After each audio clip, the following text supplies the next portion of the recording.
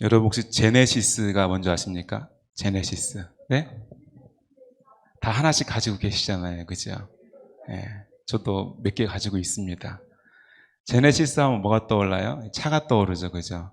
우리나라에서 만드는 차 중에 제일 고급스럽고 좋은 차가 바로 제네시스입니다. 근데 그 제네시스라는 차 이름을 어디서 따왔어요? 네, 성경에서 따왔습니다. 바로 우리가 성경 창세기는 무엇을 말하는가? 이 창세기가 바로 제네시스입니다. 그럼 이 제네시스의 뜻은 무슨 뜻일까요? 제네시스, 오리진, 비기닝, 기원과 시작에 관한 이야기가 바로 이 창세기입니다. 이 성경 창세기는 제네시스, 그 뜻은 기원, 오리진, 그리고 시작, 비기닝을 뜻하는 단어입니다. 우리가 이 창세기를 통하여서 많은 말씀을 또 읽고 듣고 깨닫고 결단하는 시간들을 가졌는데 다시 한번 우리의 기원에 대해서, 우리의 시작에 대해서 한번 바라볼 수 있기를 원합니다. 우리 창세기 1장 1절 말씀 한번 다 암송하시죠. 그죠? 같이 한번 읽어볼까요? 시작. 태초에 하나님이 천지를 창조하시니라. 이것이 창세기의 시작이고 성경의 시작입니다.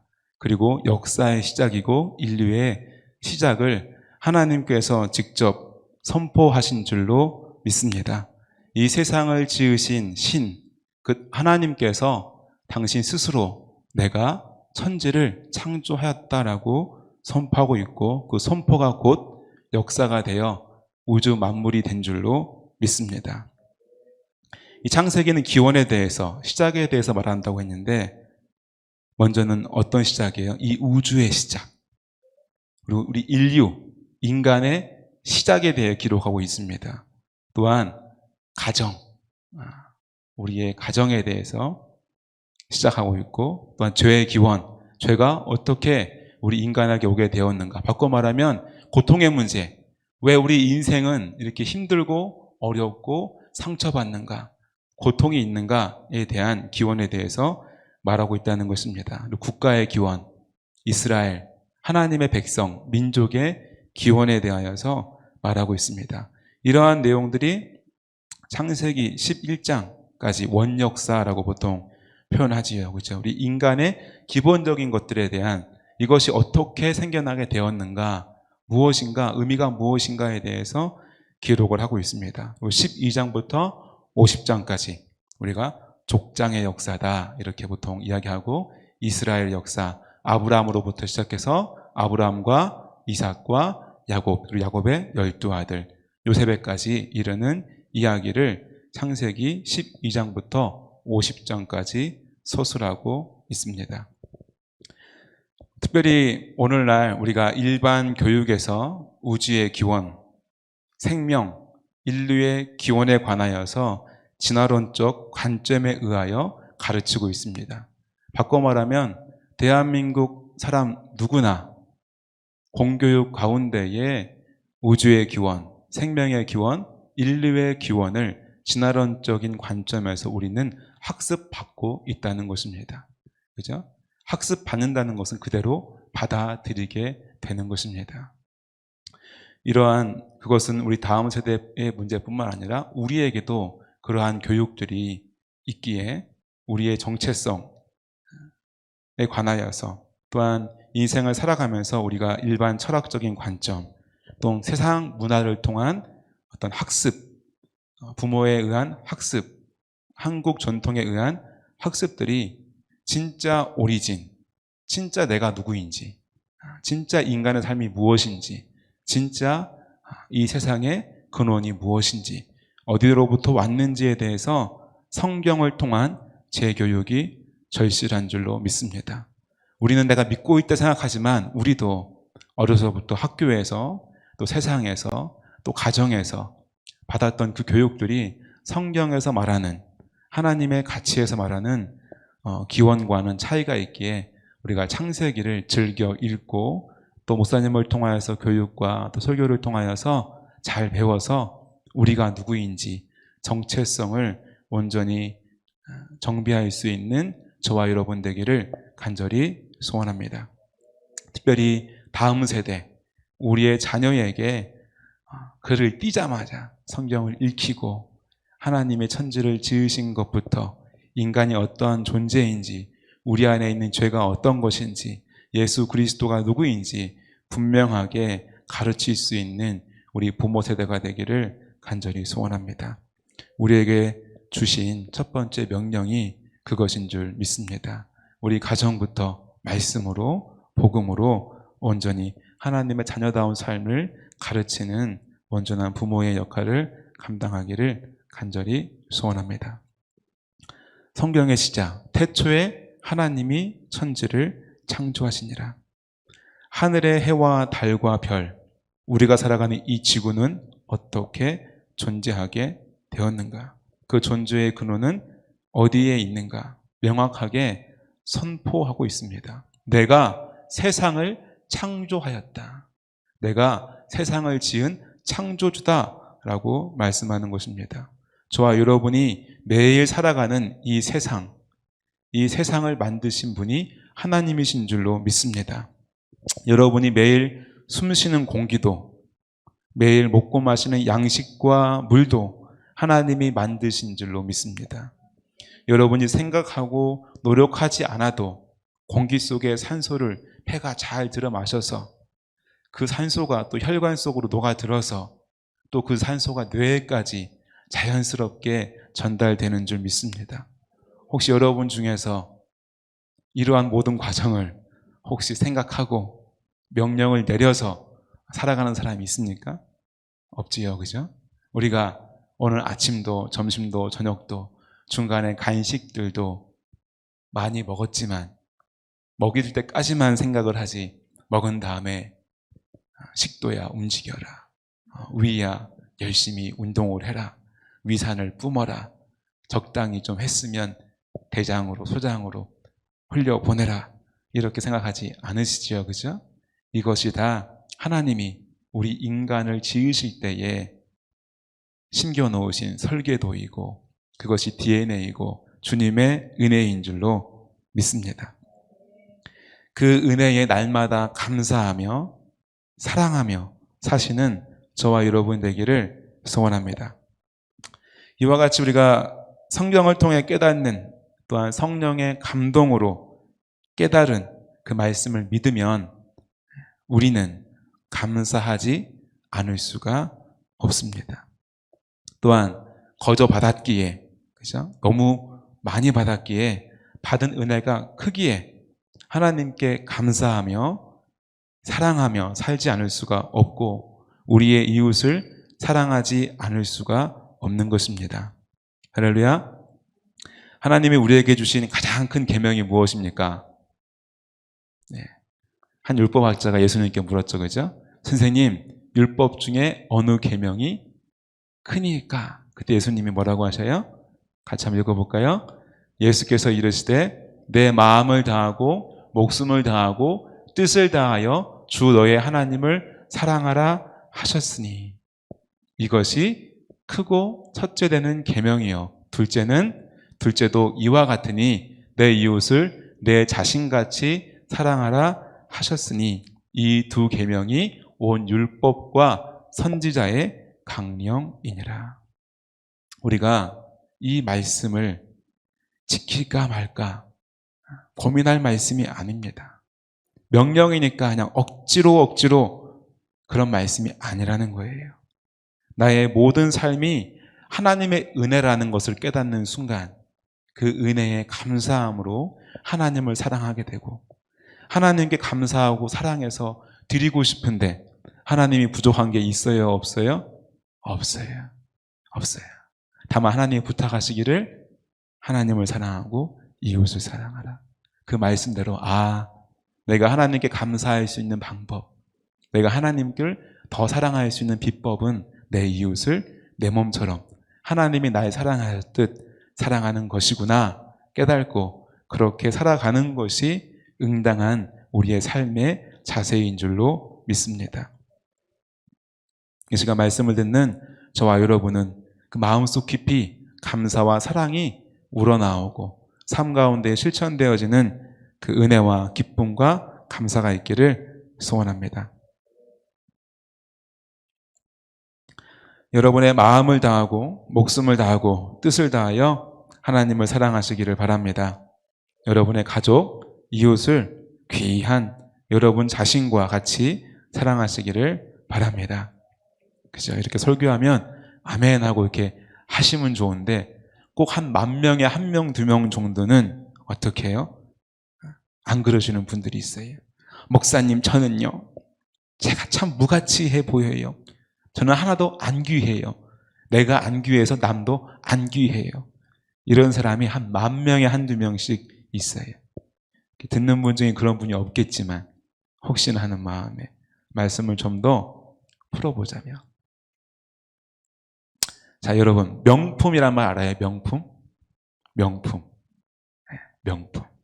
여러분들도 뭐 집에 하나씩 뭐 구찌, 뭐 프라다 이런 거 1-2개씩 다 있잖아요. 그죠? 없다고 고개를 강하게 흔드시는 분은 딱 2분이시네요. 네. 네. 오 목사님 사모님과 저기 김 사모님. 네.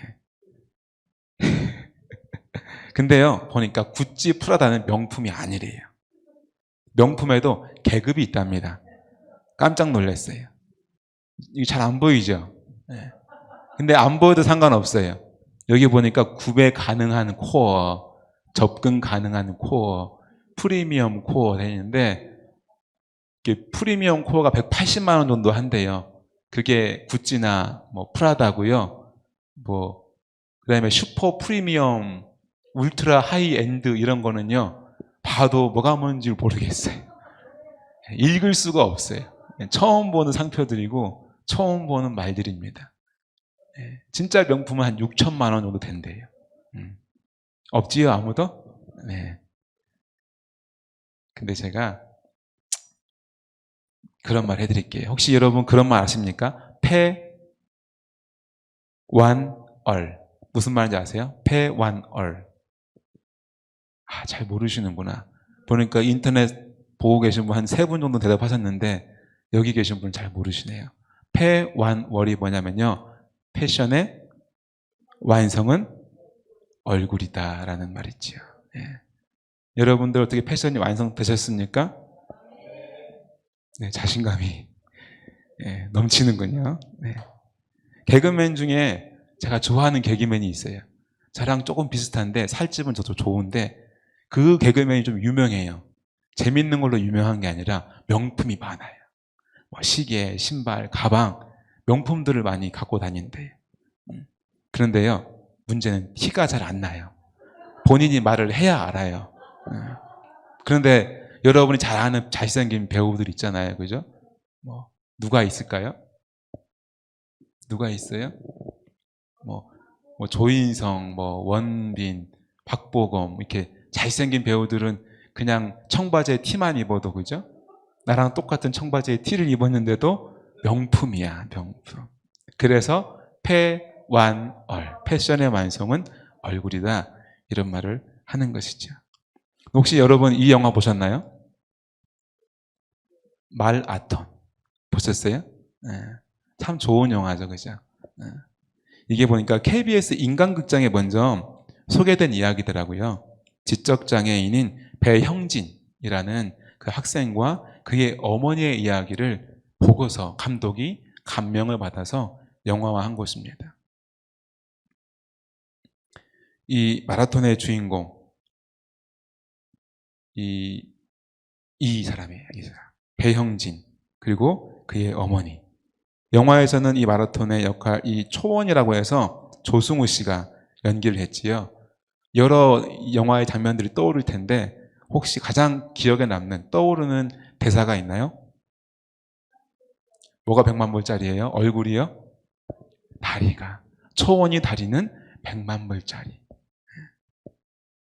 세상 모든 사람이 볼 때는 장애지만, 그래서 영화 속에서도 손가락질 받고 괴롭힘을 당하고 아주 가슴을 찢어지는 그런 내용도 있잖아요. 그죠? 근데 엄마가 이 아이에게 말해주는 거예요. 초원아, 네 다리는 100만 불짜리야. 이 아이는 그걸 듣고 내가 어떻게 되는 거예요? 100만 불짜리 다리를 가진 그런 존재가 되는 것이. 아마 여러분들이 아까 얘기했던 것처럼 완성이 됐다고 말하는 그 자신감의 근거는 아마 저와 같지 않을까 싶긴 한데요. 저와 여러분도 울트라 하이엔드 브랜드에 속하는 6천만 원짜리가 없지만 나는 패완어리다 라고 하는 자신감이 생기는 그 이유는 아마도 이게 아닌가 싶습니다. 저와 여러분은 택이 다 붙어 있잖아요. 택, 그죠? 이 상표하고 가격이 붙어 있잖아요. 그죠? 메이드 인 어디예요? 차이나예요? 메이드 코리아예요? 메이드 인 갓. 하나님이 저와 여러분을 만드신 줄로 믿습니다. 이 명품이 왜 명품이에요? 장인들이 비싸질수록 한 땀 한 땀, 그죠? 차도 수공으로 만들고, 그죠? 기계로 찍어내는 게 아니라 그게 명품이라 하잖아요, 그죠? 하나님이 저와 여러분을 설계하시고 빚으시고 생기를 불어넣어서 그 어떤 피조물과도 비교할 수 없는 가장 가치 있는 가장 귀한 존재로 하나님을 닮은 존재로 만드신 줄로 믿습니다.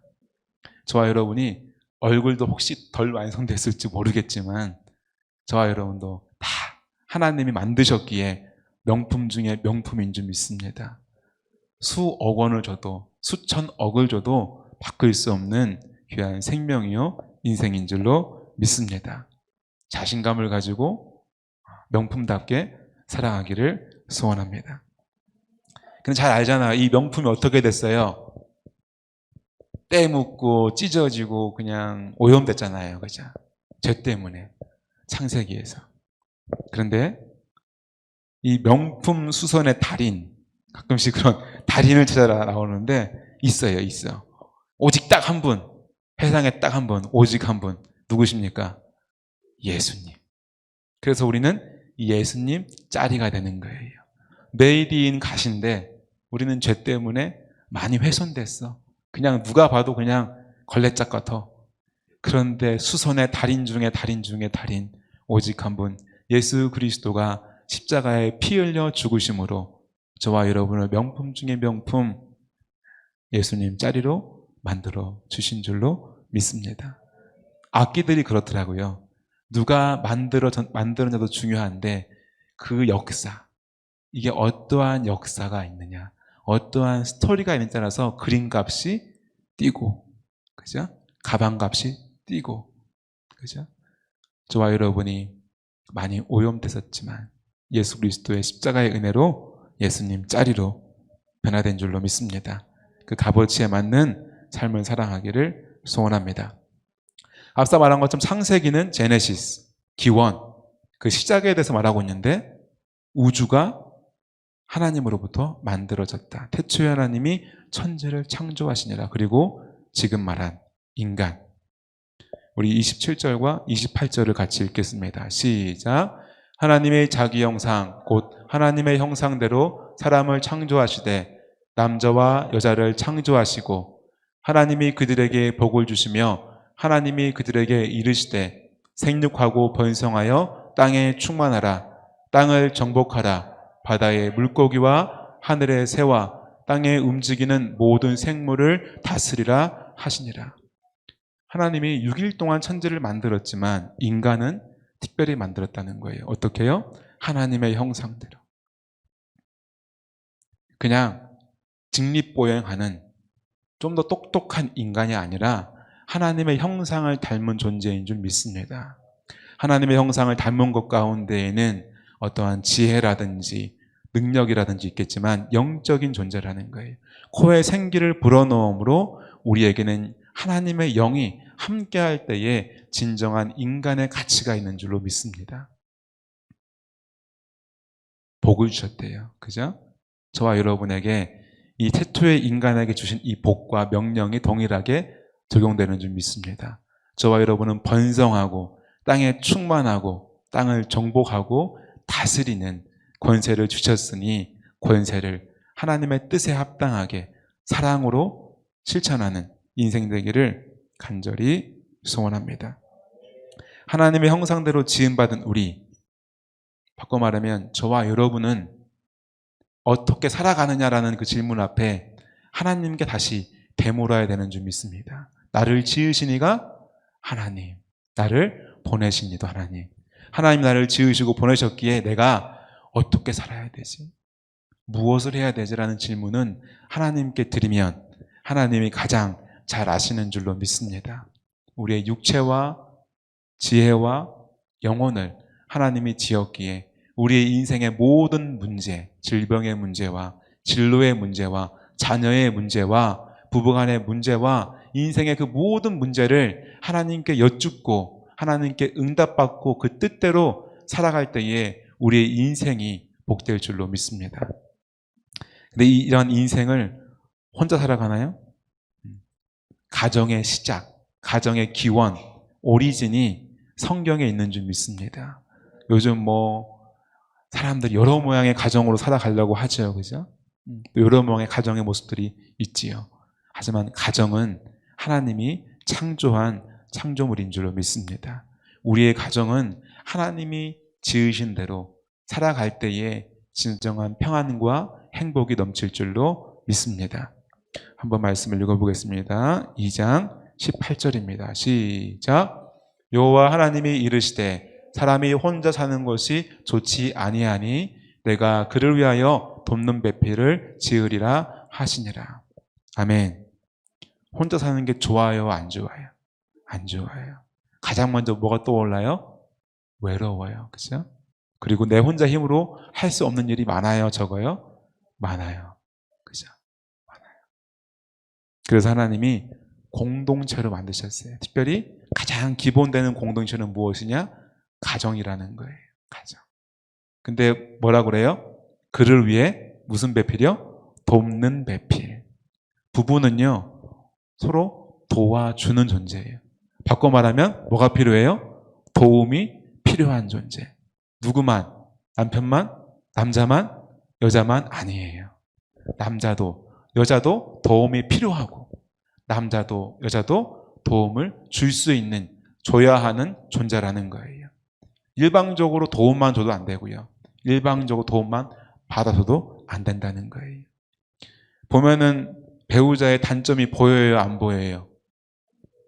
그죠? 보여요, 안 보여요가 문제가 아니라 많이 보이느냐, 엄청 많이 보이느냐의 차이겠죠. 그 보이는 거를 왜 보여요? 내가 도와줘야 되는 부분이기 때문에 그런 거예요. 내가 도와줄 수 있기 때문에 보인다는 거예요. 한번 잘 생각해 보세요. 남편의 단점, 부인의 단점, 가만 생각해 보면 내가 잘할 수 있는 거예요? 나도 못하는 거예요?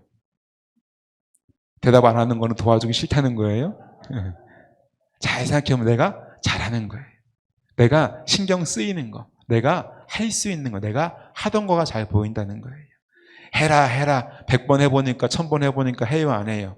이놈의 인간이 20년 30년을 살아도 안 변하다는 거죠. 그죠? 그러면 앞으로 20년 30년 살아도 변해요, 안 변해요? 변하기란 참으로 어렵다. 저희 부모님이 이제 천안으로 이사 오셨잖아요. 이제 저희 어머니 아버지가 함께 사신 지가 40년이 넘어가거든요. 40년이 넘어가니까 변하긴 변하더라고요. 변하긴 변해요.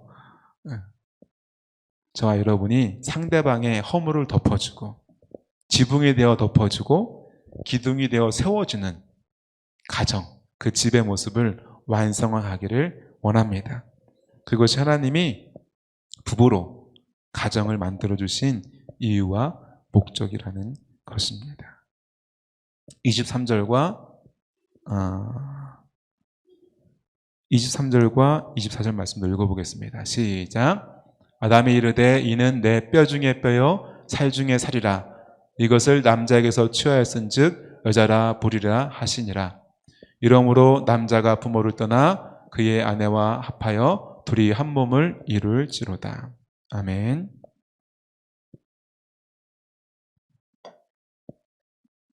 아담이 뭐라고 합니까?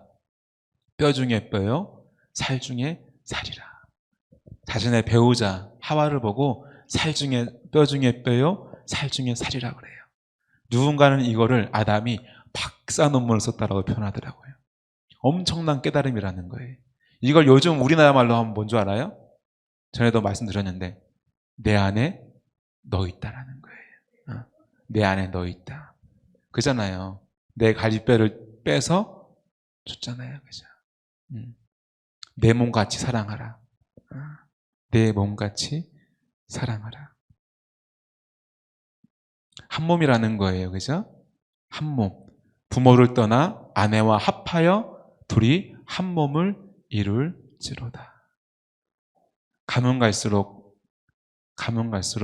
마음이 하나 되어지기를 원합니다. 서로의 다른 점들을 잘 보완해서 1 더하기 1이 2가 아니라 1 더하기 1이 3이 되고 5가 되고 10이 되고 100이 되고 1000이 되는 하나님의 그 복이 흘러가는 가정 되기를 간절히 소원합니다.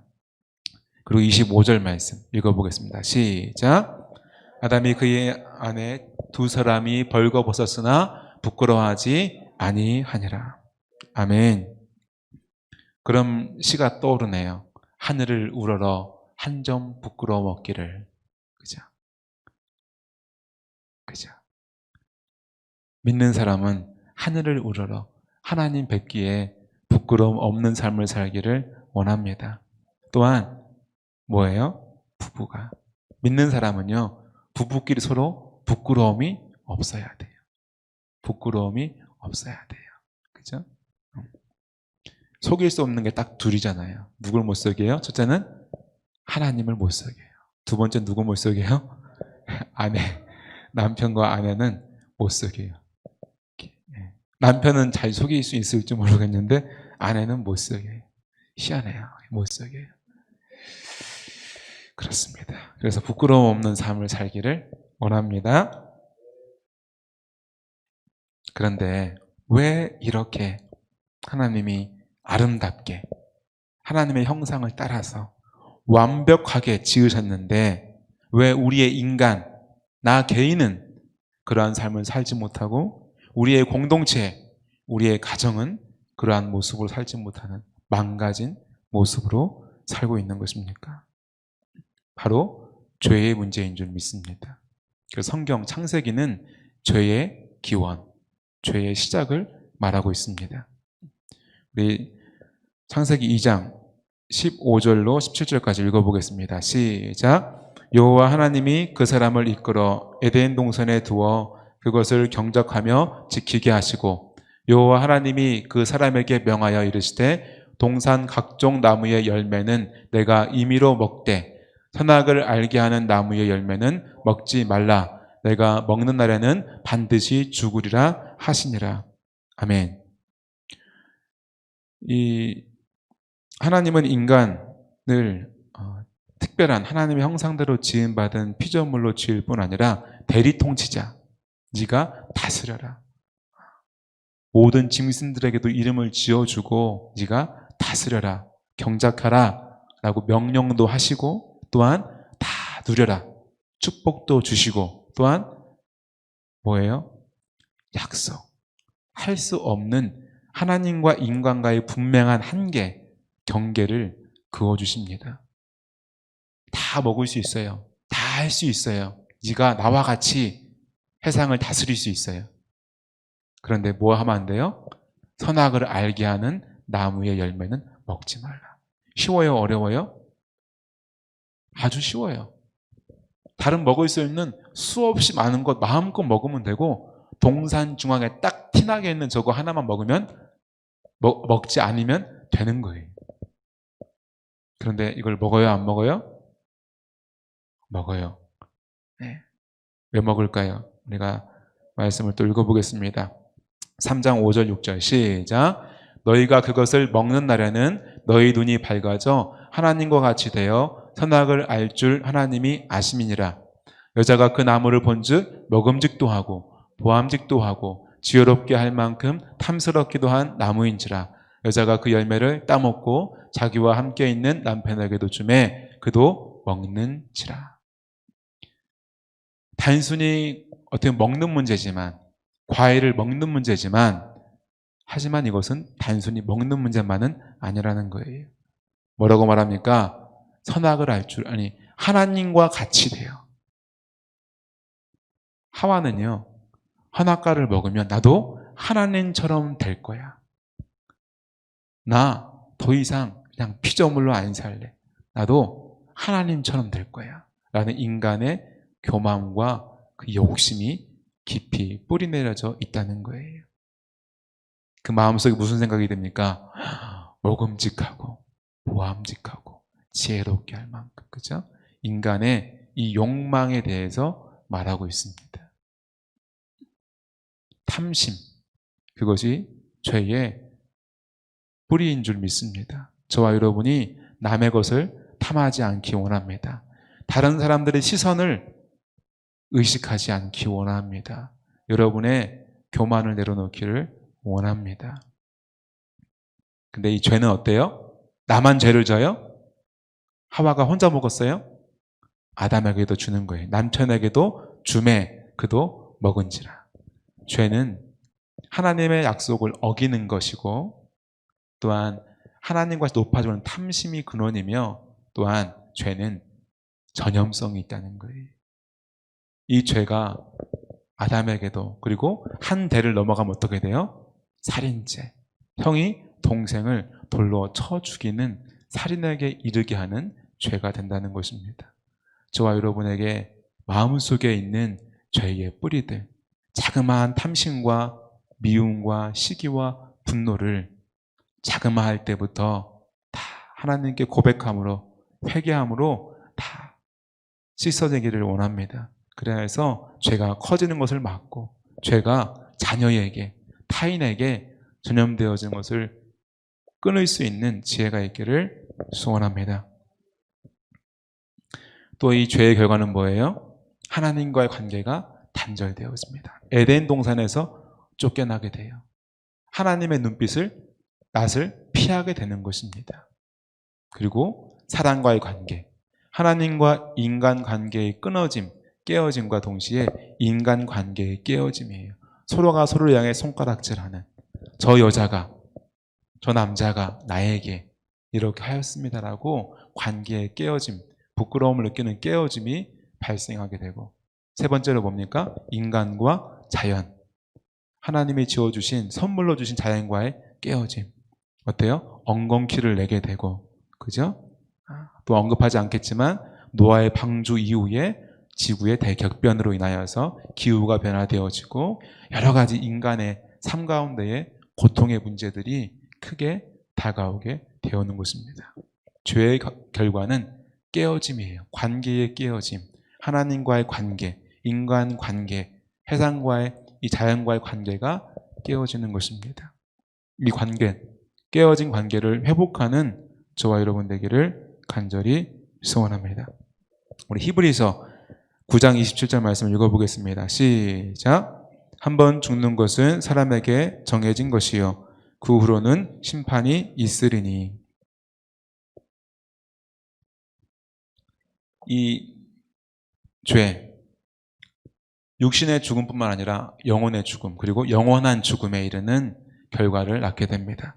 하지만 하나님 아버지는 우리를 끝까지 사랑하시사 독생자 예수 그리스도를 이 땅 가운데 화목제물로 보내주신 줄로 믿습니다. 로마서 6장 23절 말씀을 함께 읽겠습니다. 시작. 죄의 싹은 사망이요 하나님의 은사는 그리스도 예수 우리 주 안에 있는 영생이니라. 아멘. 우리가 그 은혜 안에 사는 줄로 믿습니다. 그 십자가 안에서 복된 인생을 사는 저와 여러분 되기를 소원합니다. 이렇게 모든 근원에 대해서 말하고 있다는 것입니다.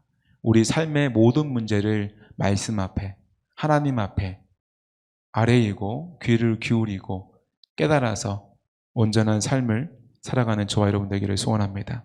12장부터는 누구 이야기예요? 아브라함, 그리고 이삭, 야곱, 그리고 어디로 가야 돼요? 사실은 유다로 가야 돼요. 근데 성경의 마지막 부분 37장부터 50장까지는 누구 이야기 나옵니까? 요셉의 이야기가 나온다는 것입니다. 24장, 오늘 본문 말씀 24장, 5장, 6장을 한번 다시 읽어보겠습니다. 시작. 요셉이 그의 형제들에게 이르되 나는 죽을 것이나 하나님이 당신들을 돌보시고 당신들을 이 땅에서 인도하여 내사 아브라함과 이삭과 야곱에게 맹세하신 땅에 이르게 하시리라 하고 요셉이 또 이스라엘 자손에게 맹세시켜 이르기를 하나님이 반드시 당신들을 돌보시리니 당신들은 여기서 내 해골을 메고 올라가겠다 하라 하였더라. 26절 요셉이 110세의 죽음에 이들이 그의 몸에 향재료를 넣고 애굽에서 입관하였더라. 창세기는 이렇게 끝을 맺게 됩니다. 이 창세기 저자가 누구예요? 모세잖아요. 그죠? 모세가 그럼 누구에게 이 창세기의 말을 전해주는 거예요? 첫 번째 들었던 사람은 이스라엘 백성, 특별히 애굽에서 나온 출애굽한 이스라엘 백성. 그들에게 왜 우리가 세상이 어떻게 존재하게 됐는지, 인간이 누구인지, 죄는 왜 오게 됐는지, 그리고 우리가 왜 애굽 땅에 살게 됐는지, 그리고 왜 우리가 애굽을 떠나서 가나안으로 가는지에 대해서 설명을 해야 되기 때문에 요셉이 마지막에 있는 거예요. 출애굽과 창세기와 출애굽기의 이음새. 애굽에 오게 된 이유가 왜예요? 형제들에게 요셉이 팔렸기 때문에. 그리고 대기근과 풍년과 대기근 사이에 요셉을 통하여서 이스라엘 그 70명, 75명의 가족들이 애굽으로 이주하게 되었기 때문에 요셉의 이야기를 오랫동안 기록을 하고 있는 것입니다. 특별히 이 마지막에 요셉은 유언을 하기를 뭐라고 합니까? 나는 죽을 것이나 누가 돌봐주세요? 하나님이 돌보시는 줄 믿습니다. 우리 인생, 나의 인생은 영원하지가 않아요. 하지만 하나님은 영원하신 하나님인 줄 믿습니다. 내가 자녀에게 해줄 수 있는 거 영원하지 않아요. 인생사 아무도 모른다는 것입니다. 하지만 하나님이 함께 해주시면, 돌봐주시면 그것만한 보호자가 없고 하나님만한 능력자가 없는 줄 믿습니다. 저와 여러분도 요셉과 같은 이러한 유언을 남길 수 있기를 원합니다. 그리고 어떻게 합니까? 이 땅에서 인도하여 내사. 근데 인도하여 내시는 게 어디서 시작되는 거예요? 아브라함과 이삭과 야곱에게 맹세하신 땅에 이르게 하시리라.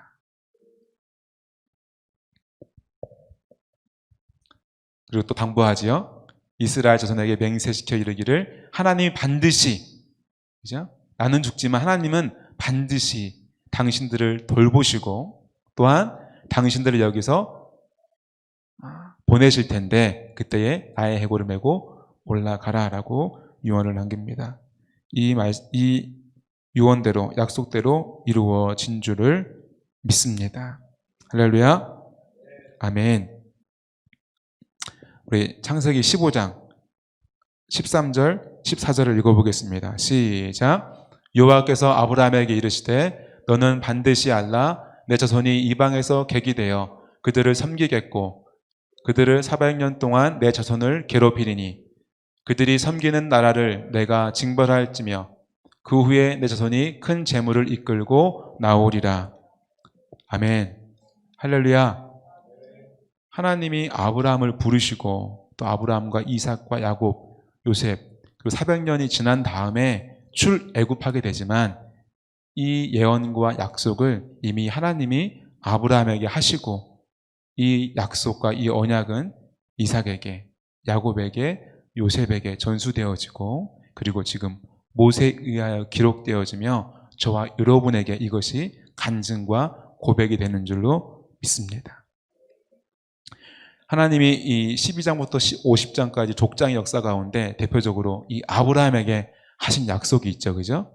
우리 12장 1절과 3부터 3절까지 읽겠습니다. 시작.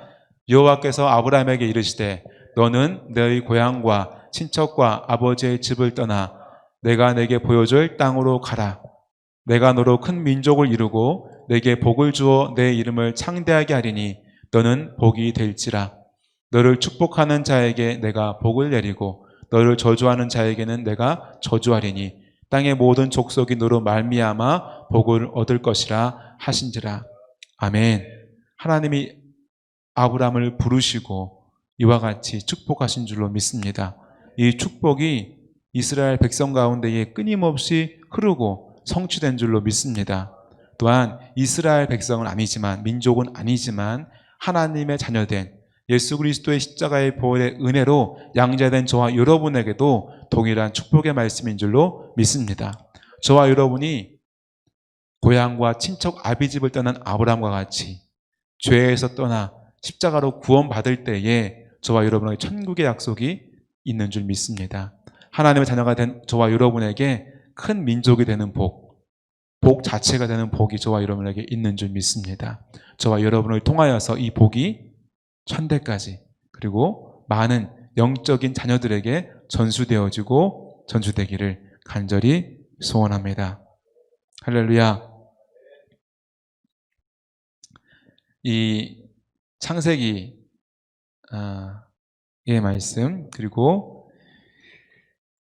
아까 말한 것처럼 이 요셉이라는 인물은 창세기와 출애굽을 이루어주는 연결고리이기도 하지만 하나의 모델이라는 생각들을 하게 됩니다.